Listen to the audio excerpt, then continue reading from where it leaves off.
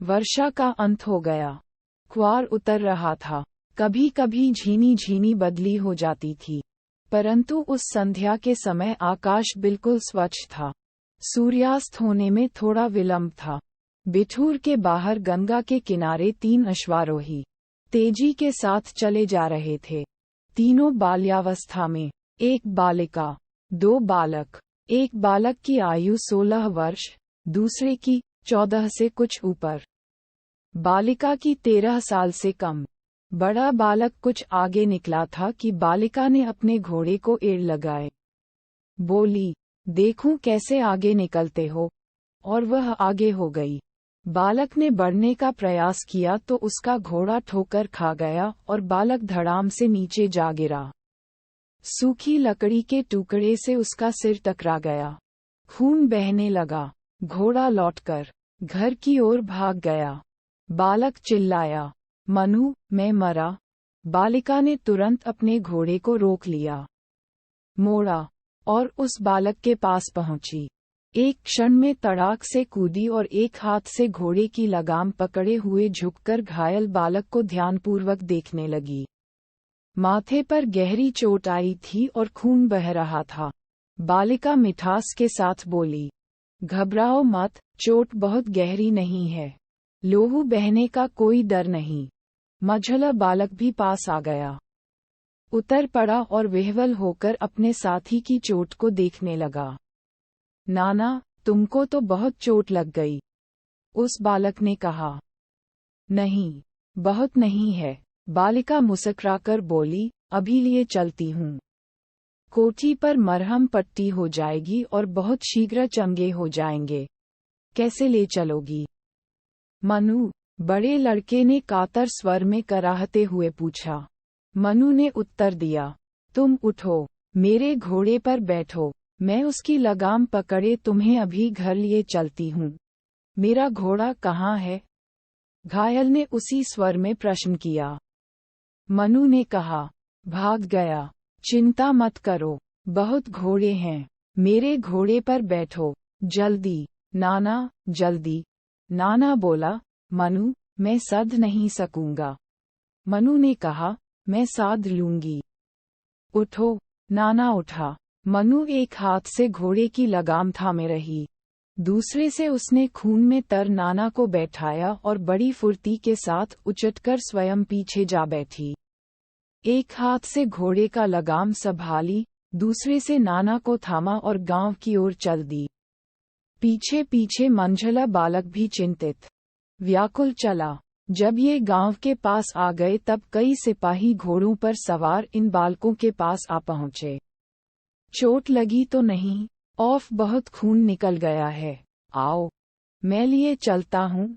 घर पर घोड़े के पहुँचते ही हम समझ गए थे कि कोई दुर्घटना हो गई है, इत्यादि उगदार इन आगंतुकों के मुंह से निकले। इन लोगों के अनुरोध करने पर भी मनु नाना को अपने ही घोड़े पर संभाले हुए ले आई। कोठी के फाटक पर पहुँचते ही एक उतरती अवस्था का और दूसरा अधेड़ वय का पुरुष मिले। दोनों त्रिपुंड लगाए थे। उतरती अवस्था वाला रेशमी वस्त्र पहने था और गले में मोतियों का कंठ था। अधेड़ सूती वस्त्र पहने था। उतरती अवस्था वाले को कुछ कम दिखता था। उसने अपने अधेड़ साथी से पूछा, क्या ये सब आ गए, मोरोपंत? हाँ, महाराज, मोरोपंत ने उत्तर दिया। जब वे बालक और निकट आ गए तब मोरोपंत नामक व्यक्ति ने कहा, अरे, यह क्या? मनु और नाना साहब दोनों लोहूलुहान हैं, जिनको मोरोपंत ने महाराज कहकर संबोधन किया था। वह पेशवा बाजीराव द्वितीय थे। उन्होंने भी दोनों बच्चों को रक्त से सना देखा तो घबरा गए। सिपाहियों ने झपटकर नाना को मनु के घोड़े से उतारा। मनु भी कूद पड़ी। मोरोपंत ने उसको चिपटा लिया। उतावले होकर पूछा, मनु, चोट कहाँ लगी है बेटी? मुझको तो बिल्कुल नहीं लगी, काका, मनु ने जरा मुस्कुराकर कहा। नाना को अवश्य चोट आई है, परंतु बहुत नहीं है। कैसे लगी मनु? बाजीराव ने प्रश्न किया। कोठी में प्रवेश करते करते मनु ने उत्तर दिया, साधारण सी बात थी। घोड़े ने ठोकर खाई, वह संभल नहीं सके, जा गिरे। घोड़ा भाग गया। घोड़ा ऐसा भागा कि मुझको तो हंसी आने को हुई। मोरोपंत ने मनु के इस अलहड़पने पर ध्यान नहीं दिया। नाना को मनु अपने घोड़े पर ले आई, वे इस बात पर मन ही मन प्रसन्न थे। बाजीराव को सुनाते हुए मोरोपंत ने पूछा, तू नाना साहब को कैसे उठा लाए? मनु ने उत्तर दिया, कैसे भी नहीं। वह बैठ गए, मैं पीछे से सवार हो गई। एक हाथ में लगाम पकड़ ली, दूसरे में नाना को थाम लिया। बस, नाना को मुलायम बिछौने पर लिटा दिया गया। तुरंत घाव को धोकर मरहम पट्टी कर दी गई। घाव गंभीर न होने पर भी लंबा और जरा गहरा था। बाजीराव चिंतित थे। मोरोपंत को विश्वास था कि चोट भयप्रद नहीं है, तो भी वह सहानुभूति के कारण बाजीराव के साथ चिंताकुल हो रहे थे। जब मनुबाई और मोरोपंत उसी कोठी के एक भाग में, जहां उनका निवास था, अकेले हुए, मनु ने कहा, इतनी जरा सी चोट पर ऐसी घबराहट और रोना पीटना। बेटी, चोट जरा सी नहीं है, कितना रक्त बह गया है। आप लोग हमको जो पुराना इतिहास सुनाते हैं, उसमें युद्ध क्या रेशम की डोरों और कपास की पौनियों से हुआ करते थे?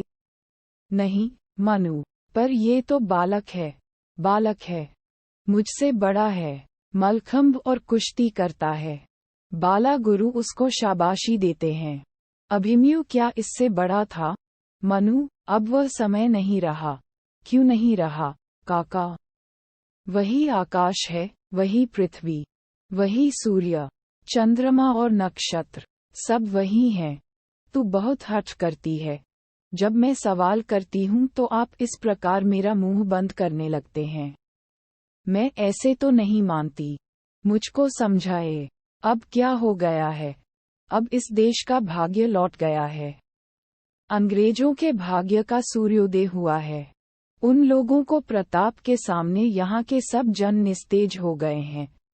एक का भाग्य दूसरे ने नहीं पड़ा है। ये सब मनगंत है, डरपोकों का धकोसला। तू जब और बड़ी होगी तब संसार का अनुभव तुझको भी यह सब स्पष्ट कर देगा। मैं डरपोक कभी नहीं हो सकती। आप कहा करते हैं, मनु, तू ताराबाई बनना, जीजाबाई और सीता होना। ये सब भुलावा क्यों? अथवा क्या ये सब डरपोक थीं? बेटी, ये सब सती और वीर थीं। परंतु समय बदलता रहता है। बदल गया है। ये तो हेर फेर कर वही सब मनमाना तर्क है। फिर कभी बतलाऊंगा। मैं ऐसी गलत बात कभी नहीं सुनने की।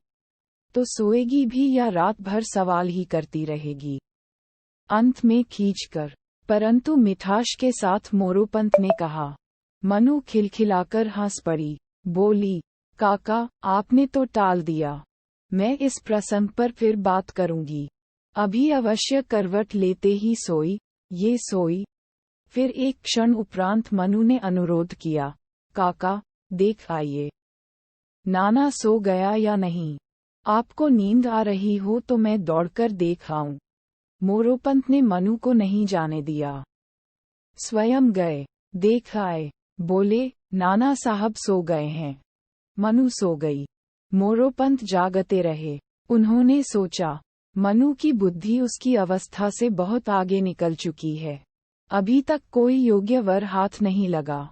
दक्षिण जाकर देखना पड़ेगा। इसी विचार के लौट फेर में मोरोपंत का बहुत समय निकल गया।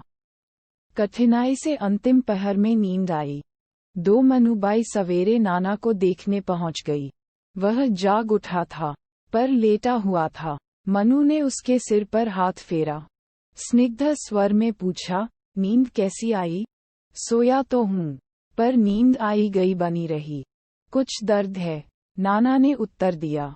मनु, वह दोपहर तक ठीक हो जाएगा। तीसरे पहर घूमने चलोगे न? संध्या से पहले ही लौट आएंगे। नाना, सवारी की धमक से पीड़ा बढ़ने का डर है। मनु, आरंभ में कदाचित थोड़ी सी पीड़ा हो, परंतु शीघ्र ही उसको दाब लोगे और जब लौटोगे, याद न रहेगा कि कभी चोट लगी थी। नाना, यदि पीड़ा बढ़ गई तो मनु, तो सह लेना। फिर कभी गिरोगे तो चोट कम आसेगी। नाना, और यदि आज ही फिर फिसल पड़ा तो मनु, तो मैं तुमको फिर उठा लाऊंगी। चिंता मत करो। नाना, और जो तुम खुद गिर पड़ी तो मनु, तब मैं फिर सवार हो जाऊंगी। किसी की सहायता नहीं लेनी पड़ेगी और घर आ जाऊंगी। नाना, मेरे बस का नहीं। मनु, लड्डू खाओगे? नाना, मुझे चुपचाप पड़ा रहने दो। मनु, कब तक? नाना, 3-4 दिन लग जाएंगे। मनु, किसने कहा? नाना, काका कहते थे। वैद्य ने भी कहा था। मनु, वैद्य तो लोभवश कहता होगा। पर दादा क्यों कहते थे? नाना, उनसे ही पूछ लेना। मेरा सिर मत खाओ। मनु हंस पड़ी। फिर दाईं ओर का ओठ थोड़ा सा बिल्कुल जसा सा दबाकर बोली।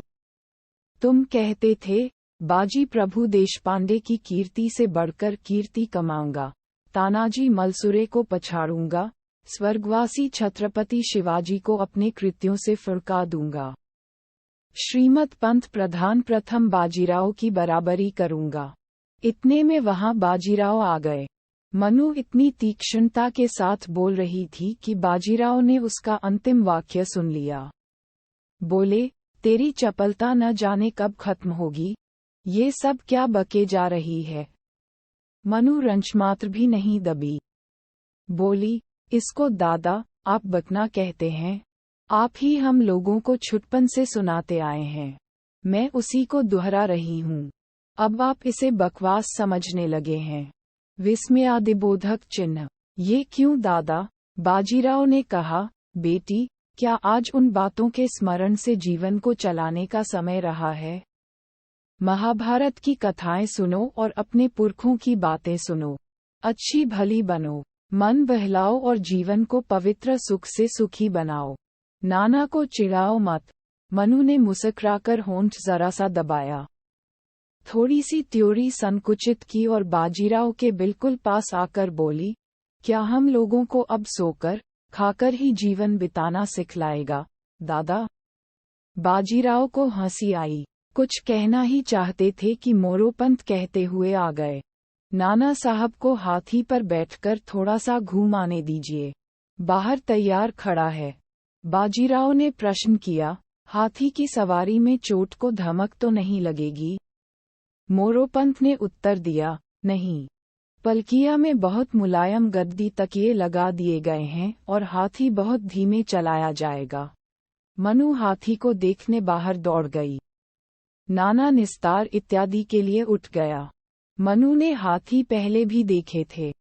फिर भी वह इस हाथी को बार बार चारों ओर से घूम घूम कर देख रही थी और उसके डील डौल पर कभी मुस्कुरा रही थी, कभी हंस रही थी। थोड़ी देर बाद बाजीराव नाना को लिए बाहर आए। साथ में छोटा लड़का भी था। मोरोपंत पीछे पीछे। हाथी पर पहले नाना को बिठा दिया गया, फिर छोटे को। महावत ने हाथी को अंकुश छुलाई, हाथी उठा। मनु ने मोरोपंत से कहा, काका, मैं भी हाथी पर बैठूंगी। बाजीराव के घुटनों से लिपटकर बोली, दादा, मैं भी बैठूंगी। नाना हौदे में महावत के पास बैठा था। उसने महावत को अविलंब चलने का आदेश किया। मनु की ओर देखा भी नहीं। बाजीराव ने नाना से कहा, लिए जाओ मनु को। नाना ने मुंह फेर लिया। तब बाजीराव ने दूसरे बालक से कहा, राव साहब, मनु को ले लेते तो अच्छा होता। महावत कुछ ठमका तो नाना ने उसकी पसलियों में उंगली चुभोकर बढ़ने की आज्ञा दी। वह नाना साहब और राव साहब दोनों को लेकर चल दिया। मनु की आंखों में क्षोभ उतर आया। मोरोपंत का हाथ पकड़कर बोली, हाथी लौटाओ काका, मैं हाथी पर अवश्य बैठूंगी। बाजीराव कोठी में चले गए। मोरोपंत को भी क्षोभ हुआ, परंतु उन्होंने उसको नियंत्रित करके कहा, वह चला गया बेटी।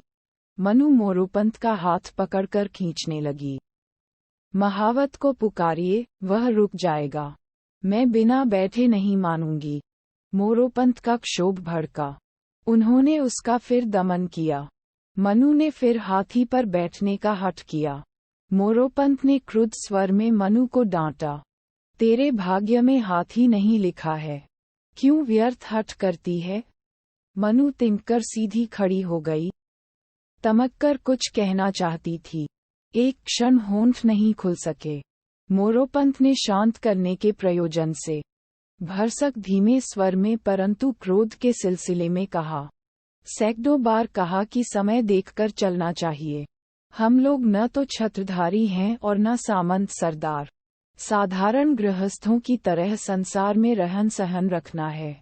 पढ़ी लिखी होने पर भी न जाने सुनती समझती क्यों नहीं है। कह दिया कि भाग्य में हाथी नहीं लिखा है, हठ मत किया कर। मनु के होंठ सिकुड़े। चुनौती सी देती हुई बोली, मेरे भाग्य में एक नहीं 10 हाथी लिखे हैं। मोरोपंत का क्रोध भीतर सरक गया। हंस पड़े। मनुबाई को पेट से चिपका लिया। कहा, अब चल, कोई शास्त्र पुराण पढ़, तब तक वे दोनों लौट आते हैं। मनु मचली। बोली, मैं अपने घोड़े पर बैठकर सैर को जाऊंगी और उस हाथी को तंग करूंगी। मोरोपंत सीधे शब्दों में वर्जित करना चाहते थे, परंतु इस उपकरण में सफलता के चिन्ह न पाकर उन्होंने तुरंत बहाना बनाया। घोड़े से यदि हाथी चिढ़ गया तो तू भले ही बचकर निकल आए, पर नाना साहब, राव साहब तथा महावत मारे जाएंगे। वह मान गई। तब तक कुछ और करूंगी, मनुबाई ने कहा। पुस्तकें तो नहीं पढ़ूंगी, बंदूक से निशानेबाजी करूंगी। थोड़ी देर में घंटा बजाता हुआ हाथी लौट आया।